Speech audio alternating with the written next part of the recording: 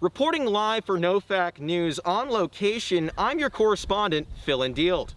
With the viral sensation of nerding out for a cause sweeping the nation, we've decided to interview real-life citizens on their thoughts on the show. Devin, get the shot. He's here. He's here. Sir.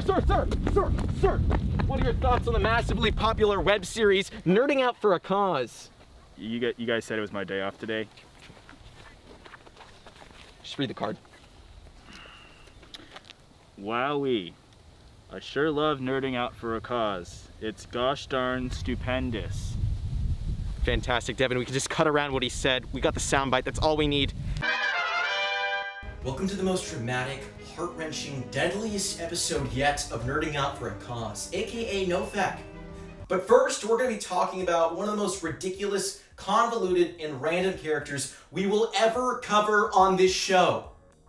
It's Doop time.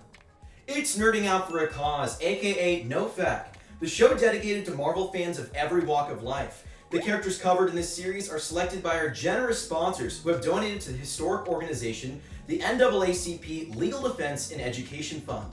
Become a real-life hero today and donate to this amazing cause. A minimum of a $5 donation will make you a permanent credit on NOFAC. The character known as Doop made their first appearance in X-Force number 116 in July 2001. Created by the now iconic duo of writer Peter Milligan and artist Mike Allred, this run of X-Force was completely different than what was previously established in the comics. Fans of the film Deadpool 2 might remember that the X-Force are an offshoot of the X-Men that serve as a covert mutant strike team. This version of the X-Force are nothing like that. And frankly, it's for the better. The creative duo of Allred and Milligan used this opportunity to create a brand new group of Marvel characters that would satirize the concept of celebrity. This X-Force was less concerned about altruism and the betterment of mutants in the Marvel Universe, and was more focused on media exposure, money, and fame. This X-Force was basically TikTokers 20 years before TikTok, and Doop was their cameraman and mascot. Fun fact about this run, the 2001 run of X-Force was the first time in 30 years that Marvel published a story without the approval of the Comics Code Authority. This stamp was on the cover of virtually every comic book for decades starting in the 50s, proving that the material was safe for all ages. This stamp might be familiar to moviegoers, as it was at the beginning of the Oscar award-winning film Spider-Man Into the Spider-Verse. X-Force, later renamed X-Statix due to an in-universe copyright claim, were highly controversial due to their high mortality rate, which boosted sales of their merchandise, Doop especially. At the end of the very first issue, more than half the team dies in an explosion to save a boy band. Doop's origins are dubious at best. As revealed in X-Statix number 21 by Captain America and the other key Avengers, Doop was created as a US experiment during the end of the Cold War. Iron Man even implies that Doop was involved in the tearing down of the Berlin Wall. Mr. Gorbachev, Doop down that Doop. Besides these one-off comments, no one really knows who Doop is, where they come from, or even the extent of Doop's powers. Doop has so many powers, including durability, omniscience, and reality warping abilities. The real question is, what can't Doop do? What we do know about Doop is that they speak their own language, known as, Doop speak. For years, fans and readers alike didn't understand the language until finally the language was cracked. Doop and Wolverine have a long-standing friendship in the comics, going on their own adventures and solving mysteries as an unorthodox duo.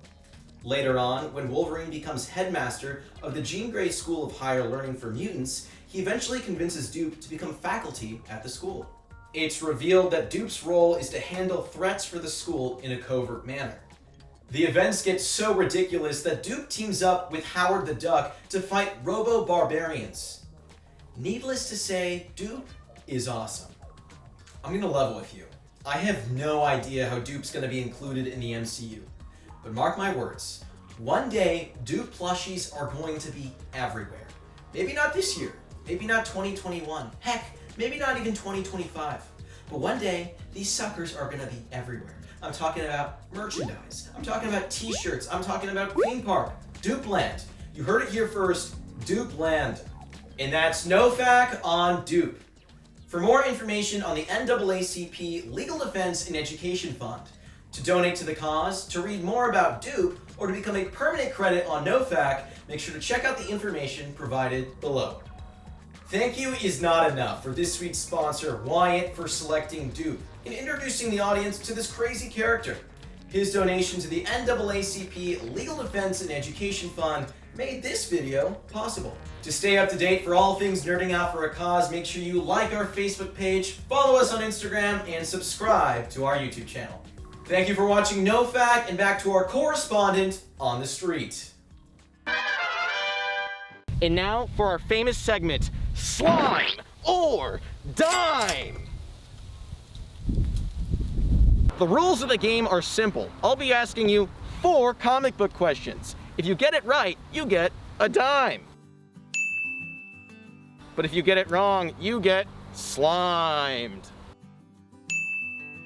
Question number 1. What actor plays the titular role of Iron Man in the 2008 film Iron Man? That would be Robert Downey Jr. That is correct. You just earned yourself 10 cents. Question number 2. What is the famous Avenger Dr. Druid's other superhero name? Famous character, Dr. Druid. Lance? I'm sorry, that's wrong. You know what that means? It's time to get slimed.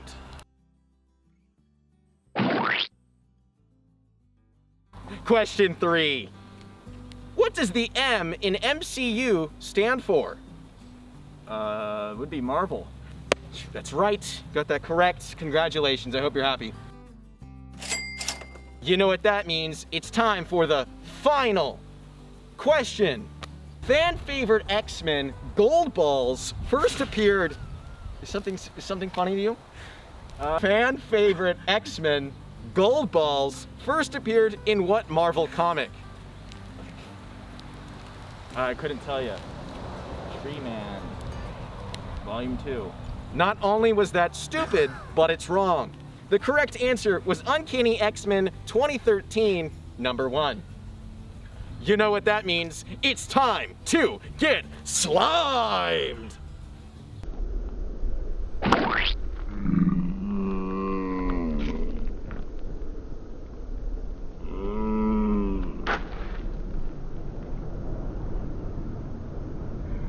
Nice, nice. Get the shot, get the shot. It burns! Wait, It burns! cut, back to studio, cut to the studio, cut to the studio! No, cut! Come on, buddy, come on. What's that? We're live right now on camera. Devin, clear frame, get out of there. And here at NOFAC on the street, don't worry, everything's A-OK stupendous. Don't worry, back to you in the studio. Devin, follow me, jeez, what's going on, man? The slime was fine, what's going... What?